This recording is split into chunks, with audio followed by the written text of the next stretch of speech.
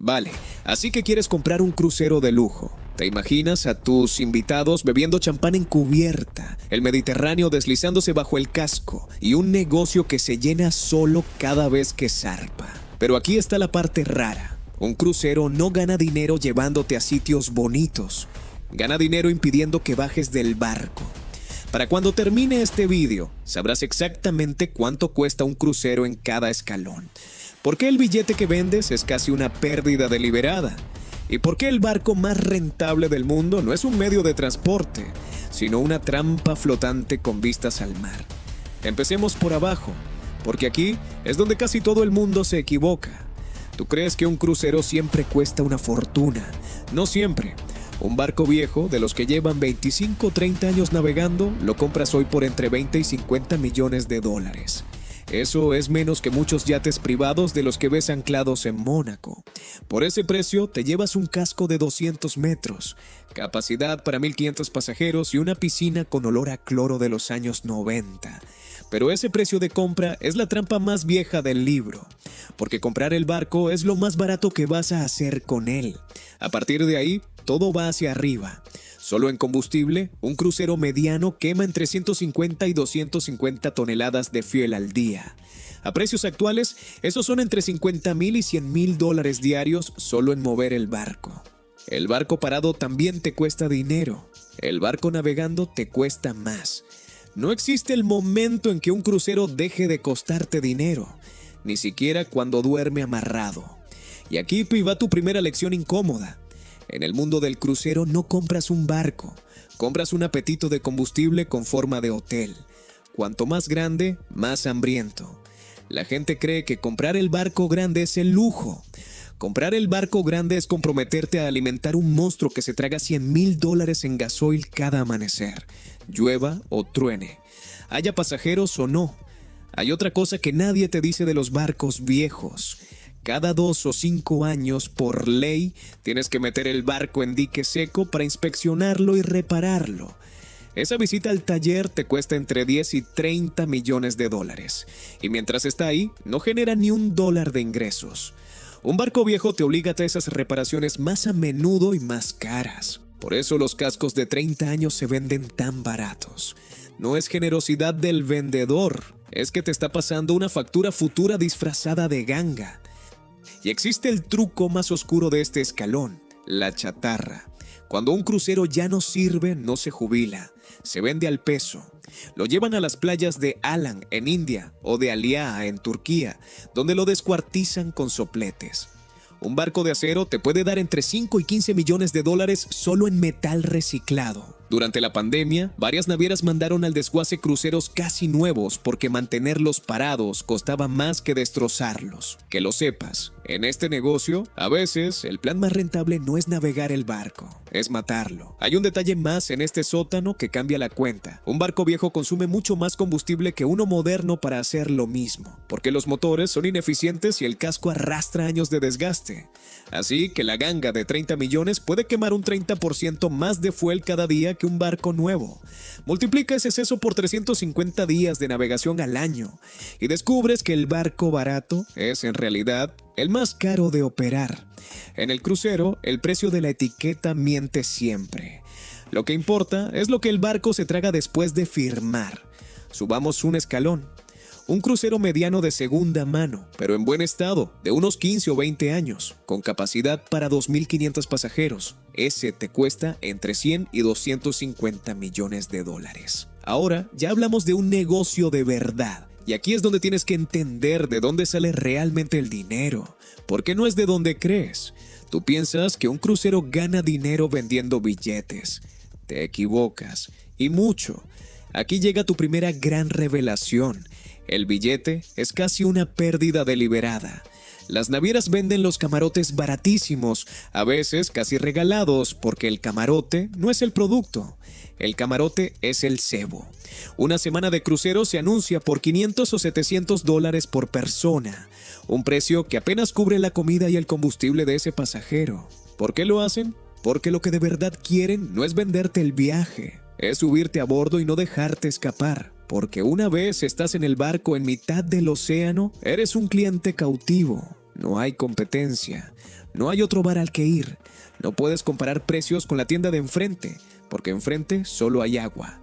Y ahí empieza el negocio real, el gasto a bordo, las bebidas, el casino, el spa, las excursiones, las fotos, los restaurantes de pago. De media, un pasajero gasta a bordo tanto o más de lo que pagó por el billete. En muchos cruceros, ese gasto extra supone entre el 30 y el 40% de todos los ingresos del barco. Vamos con los números porque son hipnóticos. Un cóctel a bordo te cuesta $15 y el alcohol que lleva valía menos de $2. El paquete de bebidas ilimitadas que vendes por $80 al día lo compra gente que jamás bebe esa cantidad. Pagan por el miedo a quedarse cortos. El casino de un crucero grande puede dejar $100,000 de beneficio en una sola noche. Y como navega en aguas internacionales, casi no hay regulación que lo controle. El estudio de fotos que te hace un retrato al subir y te lo vende por $25 tiene márgenes de joyería. Las excursiones en tierra, esas que vendes por $150, las organiza una empresa local que cobra $60 y tú te quedas el resto solo por ponerle tu logo al folleto. No transportas turistas, les vacías la cartera entre puerto y puerto y hay un arma psicológica que tienes que conocer, el crédito a bordo y la tarjeta sin efectivo. En el barco nadie paga con dinero en metálico. Todo va a una tarjeta vinculada al camarote y la factura no la ves hasta el último día. El pasajero gasta sin sentir que gasta, porque no toca un solo billete en toda la semana. Cuando le llega la cuenta final, ya es tarde, ya está atracando, ya no puede devolver los 6 cócteles diarios ni las 3 excursiones. El sistema está diseñado para que el dolor de pagar llegue cuando ya no puedes parar de comprar. Y aquí está el detalle más bonito de todo. El barco va lleno. Casi siempre. Los cruceros operan a ocupaciones de más del 100%, porque cuentan los camarotes por capacidad doble y luego meten a 3 o 4 personas en algunos. Un hotel en tierra sueña con llenar el 70% de sus habitaciones. Un crucero bien gestionado navega lleno hasta arriba durante 50 semanas al año. Cada cama vacía es dinero que se hunde, así que prefieren regalar el billete antes que zarpar con un hueco. Esa es la razón de las ofertas de última hora. No es generosidad, es pánico contable puro. Ahora hablemos del personal, porque aquí hay otra verdad que no sale en los folletos. Un crucero mediano lleva entre 800 y 1,200 tripulantes. Suena a una nómina monstruosa. No lo es tanto. La mayoría de la tripulación viene de Filipinas, Indonesia o India y cobra entre $1,000 y $2,000 al mes, trabajando jornadas de 10 a 12 horas, 7 días a la semana, durante contratos de 6 a 9 meses, sin un solo día libre. Buena parte de su sueldo, además, sale de las propinas que tú, el pasajero, pagas casi sin darte cuenta en un cargo automático de $18 o $20 al día. ¿Cómo es todo esto legal? Por la segunda gran revelación de este vídeo. Tu crucero no navega bajo tu bandera. Navega bajo bandera de Panamá, de Bahamas, de Liberia o de las Islas Marshall. Se llama bandera de conveniencia y es la jugada más astuta del negocio. Registras el barco en un país diminuto que te cobra una miseria por hacerlo. Y a cambio, tu barco se rige por las leyes laborales y fiscales de ese país, no por las del tuyo. Resultado: pagas a la tripulación según normas que en tu país serían impensables y pagas en impuestos sobre los beneficios prácticamente nada. Deja que insista en esto porque es el corazón de todo. Las grandes navieras del mundo facturan miles de millones de dólares al año y pagan un tipo impositivo efectivo cercano al 1%. 1%. Una empresa normal en tierra paga 20 o 30 veces más. Tu crucero no es un barco que casualmente esquiva impuestos. Es un paraíso fiscal flotante que casualmente también lleva pasajeros. El turismo es la tapadera. La ingeniería fiscal es el motor de verdad y nadie lo anuncia en el folleto de la piscina infinita. Y ya que hablamos de costes que sí te tocan, el seguro. Asegurar un crucero grande contra incendios, hundimientos, piratería y demandas de pasajeros te cuesta millones de dólares al año. Porque en un barco con 5,000 personas pasa de todo. Gente que resbala, que enferma, que se cae por la borda, que demanda. Tienes un hospital a bordo, médicos, enfermeras, y aún así una sola tragedia puede convertirse en una demanda de decenas de millones. El mar es romántico en el folleto. En tu balance es una lista interminable de cosas que pueden salir mal y costarte una fortuna. Subamos otra vez. un crucero nuevo, de tamaño medio grande, salido del astillero, con capacidad para 3.000 o 4.000 pasajeros. Aquí ya hablamos de entre 500 y 900 millones de dólares por barco. Y construirlo no es como comprar un coche. Tienes que reservar plaza en uno de los pocos astilleros del mundo capaces de hacerlo, en Italia, en Alemania o en Francia, y esperar entre 2 y 4 años a que te lo entreguen. Pagas cientos de millones por adelantado por un barco que aún no existe y financias buena parte con deuda, así que empiezas a navegar ya debiendo dinero antes de vender el primer billete. ¿Por qué pagar por nuevo si lo usado funciona? Porque el barco nuevo es en sí mismo el anuncio. La gente no reserva un crucero por el destino, reserva por el barco, por el tobogán acuático de 10 pisos, por la pista de karts, por el centro comercial flotante, por la cubierta con simulador de surf. Cada atracción nueva te permite subir el precio del billete un 20 o un 30% sobre el de tu barco viejo. Estás vendiendo lo mismo, agua salada y horizonte, pero envuelto en una novedad que la gente paga con gusto. El destino es lo de menos, el barco es el destino. Y aquí aparece un coste que la mayoría ignora, el de no contaminar, o al menos parecerlo. Las regulaciones medioambientales obligan a instalar depuradores de gases, los llamados scrubbers, que cuestan varios millones de dólares por barco. Los puertos cada vez te cobran más, o directamente no te dejan entrar si tu barco es demasiado sucio. Tienes que invertir en combustibles más limpios, en sistemas de tratamiento de aguas, en electrificación para enchufarte en puerto. Tienes que desalar tu propia agua, gestionar toneladas de basura al día, mover montañas de comida que se pudre si falla un frigorífico. Cada año que pasa, navegar es legalmente más caro. El mar ya no es gratis y cada vez lo es menos. Hablemos de los puertos, porque ahí también te sangran. Cada vez que tu barco atraca, pagas tasas portuarias que van desde unos pocos miles de dólares en un puerto pequeño hasta más de $100,000 por escala en los destinos más codiciados. Y a eso súmale las tasas por cada pasajero que pisa tierra.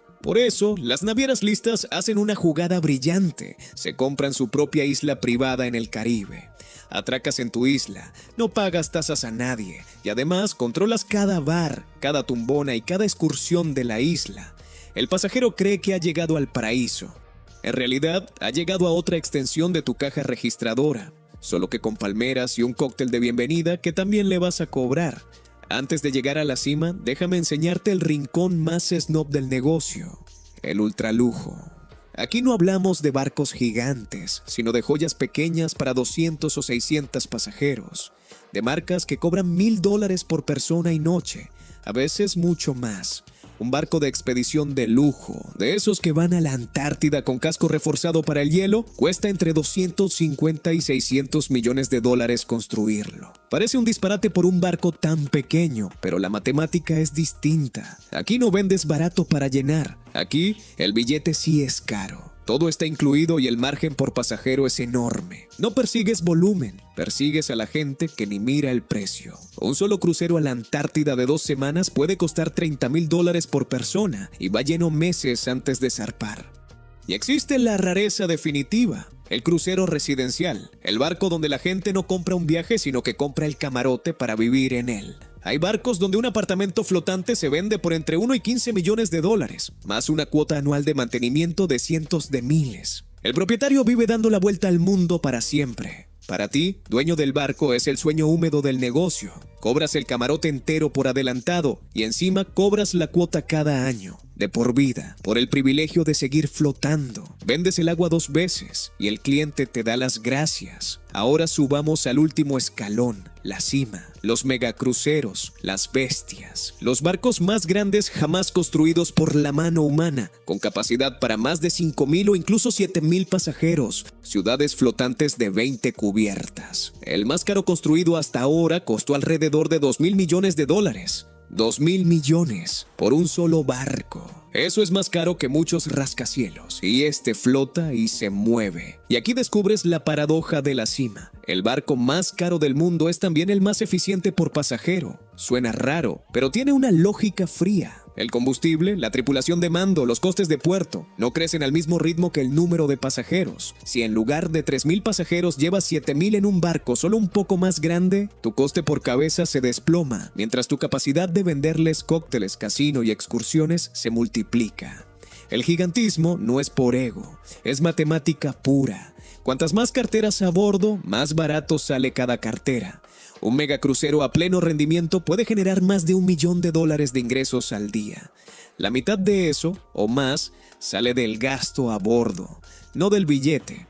Multiplica eso por 50 semanas de operación y entiendes por qué las grandes navieras siguen encargando estos monstruos pese a que cuestan más que una flota entera de aviones. Un solo barco bueno puede facturar más de $350 millones al año y amortizar su precio en menos de una década si todo va bien y nada se hunde, ni el barco ni el mundo. Entonces, si los billetes casi se regalan, si el combustible te devora vivo y si el barco se desvaloriza hasta acabar troceado en una playa, la pregunta que cualquier persona cuerda se hace es: ¿por qué sigue entrando gente como tú a este negocio? Porque no estás vendiendo un viaje. Y esa es la verdad que reordena todo lo que llevas escuchando. Un crucero no es un medio de transporte. Es un casino, un centro comercial, un bar y un hotel. Todo metido en un casco de acero que flota en aguas donde casi ninguna ley te molesta. El barco solo existe para encerrar a 5,000 personas con dinero en un sitio del que no pueden irse durante 7 días, rodeadas de cosas que comprar. El mar no es el producto. El mar es la valla. Y por eso el verdadero negocio no es ni siquiera el barco, es la repetición. Un cliente de crucero satisfecho vuelve una y otra vez. Las navieras saben que un pasajero fiel puede dejar a lo largo de su vida $50,000 o más en sus barcos. No te venden un crucero, te venden el primero sabiendo que volverás 20 veces. La fidelidad es el activo más rentable de toda la flota. Y no aparece en ningún inventario ni en ningún balance. Vale, vamos a hacer las cuentas finales, porque te prometí el columpio. Te voy a enseñar el balance en un año bueno y en un año malo, para que sepas exactamente entre qué dos extremos vas a vivir. Imagina que compras un crucero grande y nuevo por $800 millones. Año bueno, el barco navega lleno las 50 semanas, ocupación por encima del 100%.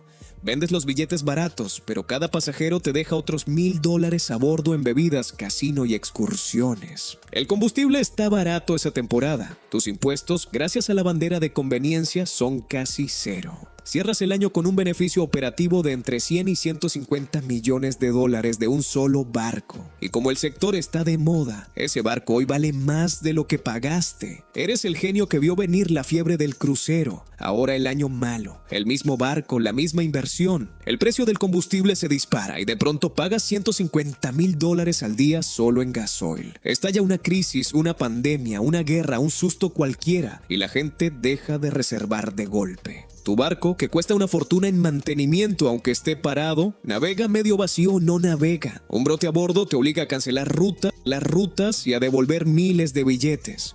Un puerto te cierra las puertas por contaminación.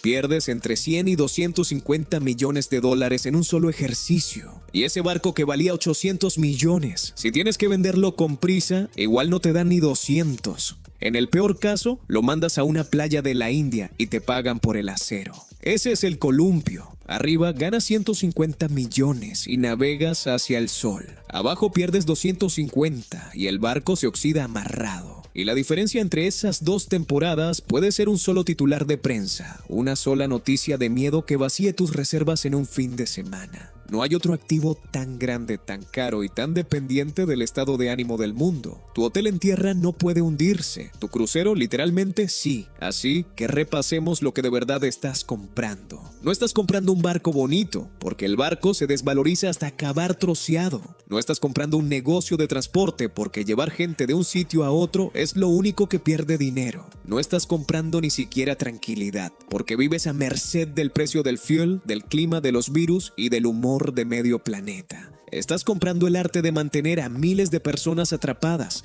felices y gastando en mitad de la nada, bajo una bandera que no es la tuya y unas leyes que casi no existen. Pagas miles de millones por un casco de acero cuyo único trabajo de verdad es asegurarse de que nadie, una vez a bordo, tenga dónde más ir con su dinero. Por eso, al final, la pregunta nunca fue si comprar un crucero de lujo es un buen negocio. Lo es, pero no por lo que tú creías. La pregunta es mucho más sencilla y mucho más cruel. ¿De verdad pensabas que pagaban $2,000 millones por un barco para llevarte a ver el mar? El mar siempre fue gratis. Por lo que pagan es por el muro de agua que impide que tu cartera baje del barco.